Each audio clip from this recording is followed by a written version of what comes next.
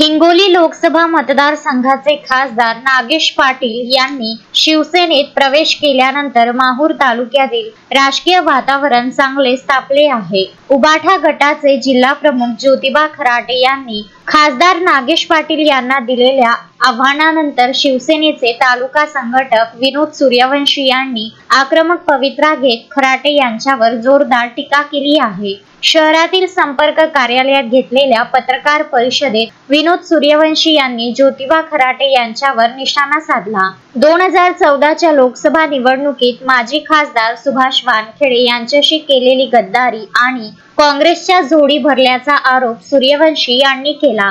बंजारा समाजाचे नेते doctor BD. Chavan यांना विधानसभा निवडणुकीत दिलेल्या त्रासाची आठवण करून देत खराटे यांचे प्रेम वेगळी असल्याचे सूर्यवंशी म्हणाले. माहूर नगरपंचायत निवडणुकीत बाळासाहेबांच्या हिंदुत्वाला तिलांजली दिल्याचा गंभीर आरोपही यावेळी करण्यात आला. आम्ही तुमच्यासोबत काम केले आहे. तुमच्या बारीक सारीक बाबी आम्हाला माहीत आहे. त्यामुळे आम्हाला निष्ठा शिकवू नका. जर आम्ही तोंड उघडले तर तुम्हाला तोंड बाहेर काढणे मुश्किल होईल, असा सज्जड दम सूर्यवंशी यांनी भरला. आम्ही बाळासाहेबांच्या विचारांचे सज्जे पाईक असून एकनाथ शिंदे साहेबांच्या नेतृत्वाखाली आमचा प्रवास सुरू असल्याचे त्यांनी शेवटी स्पष्ट केले.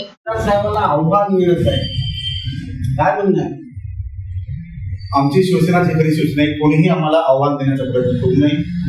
खासदार साहेब जनितात निवडून आले आहेत, त्यांना तर योग्य निर्णय घ्यायला अधिकार आहे. आणि जे निष्ठा साहेबांना शिकवायला यांची निष्ठा प्रत्येक वेळेला कशा प्रकारे माहूर शहरात असो तालुक्यात असो, प्रथमतः वानखेडे साहेब 2014च्या इलेक्शनला उभे होते.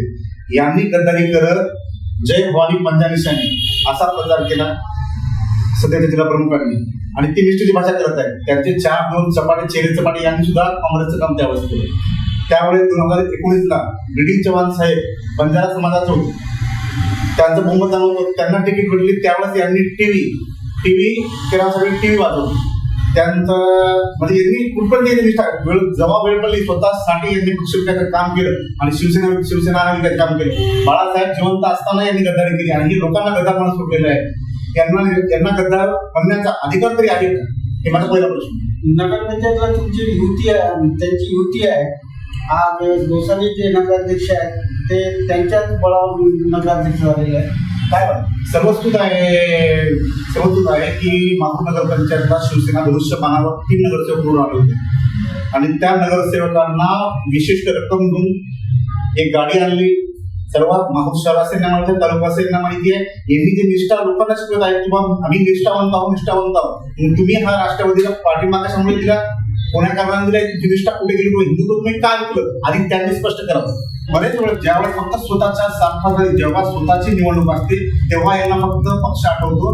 इतर निवडणुकांमध्ये आपण कोणाकडून दे माल बजाव ताल असाच कार्यक्रम त्यांचा नेहमी असतो. हे पूर्ण तालुकाभर सुद्धा आहे. तुमच्या तालुक्यातून खासदार गेले, काळे झेंडे दाखवले, निषेध केला, त्यांच्या नावांना चिंता खेळला गेला, तरी तुम्ही गप्प का आहोत या 2-3 दिवसात? सोंगड्याचं सोंग पाहायचं काम असते आमचं. एकदम उत्तर देणे त्यांच्यासारखं दाखवून होणे कुठेतरी मला शोभत नाही. सोंगड्याचं सोंग पाहणे सोंग केलं. एक 4-5 कार्यकर्ते कोणते कार्यकर्ते मला देतले. विशेषतः हाडा मासाचा कार्यकर्ता राहिलेलाच नाही. सगळे शिवसेने खऱ्या शिवसेना, खरी शिवसेना ही आमची आहे.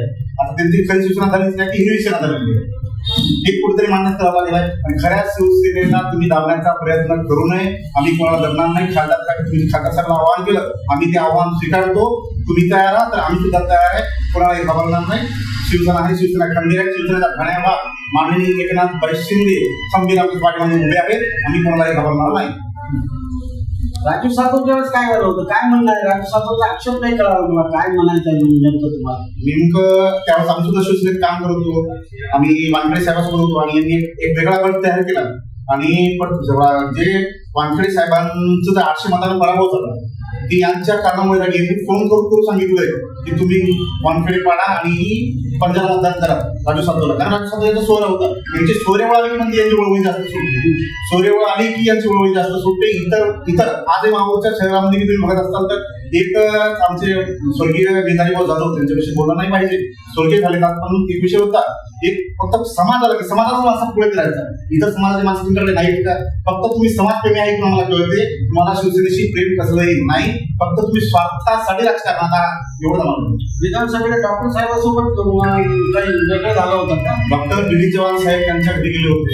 मी त्यावेळेस सरपंचाचा पदभार सांभाळला होता, विनायक देशमुखांनी तालुका प्रमुखाचा पदभार सांभाळला होता. आणि हे पूर्ण जी टीम आहे बीडी म्हणून काम करत होती, शिवसेनेत राहून शिवसेनेची गद्दारी करणारी ही गद्दार टीम, जे आता आम्हाला गद्दार म्हणते, आम्ही खरी शिवसेने ही गद्दार टीम त्यावेळेस साहेबातून 11 लाख रुपये घेतले. 11 लाख रुपये घेऊन सुद्धा कामाला गेली नाही.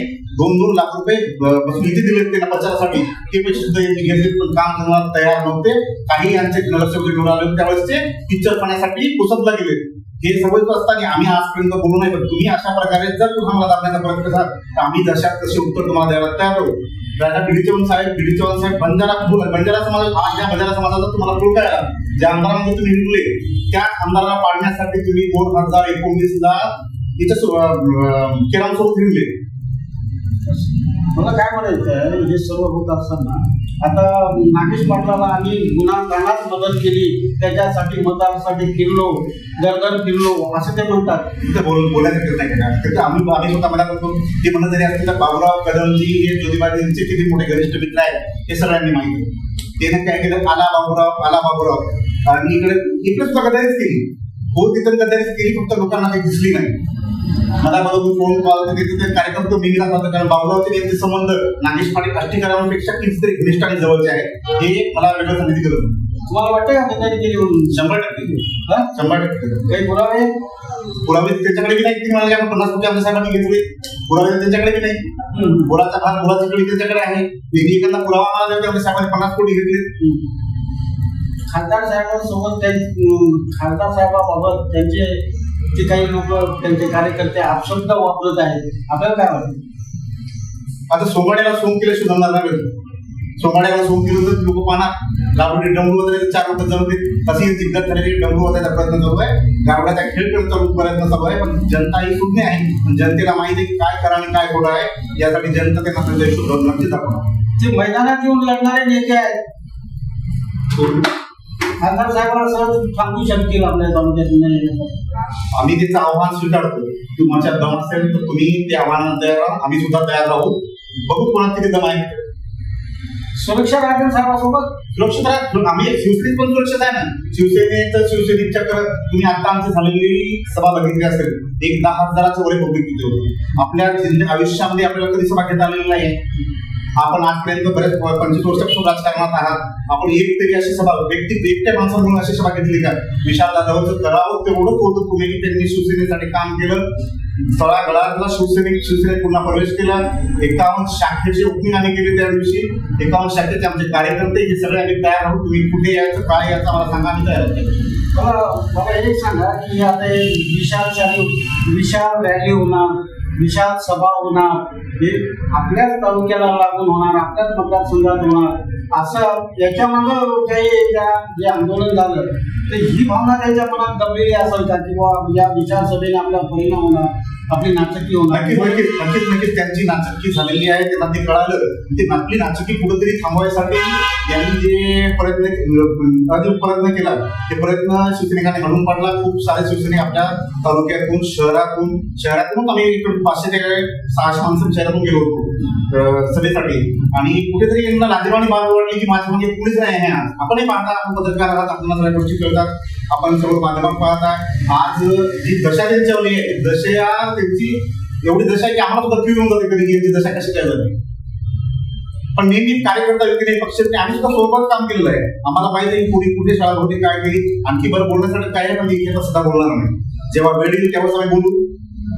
पण एवढाच विषय म्हणतो की आम्हाला कोणीही धमकवायचा प्रयत्न करू नये, कारण आमची शिवसेना ही खरी शिवसेना आहे. आम्ही एकनाथ शिंदे साहेबांचे व बाळासाहेबांच्या विचाराचे कट्टर शिवसैनिक आहोत. दिघे साहेबांच्या संस्कृत वाढलेल्या शिवसैनिक आम्ही आहोत. त्यासाठी कोणीही आम्हाला दाबण्याचा धमकवण्याचा प्रयत्न करू नये, एवढंच बोलू. संजय घोगरे, विदर्भ न्यूज, माहूर.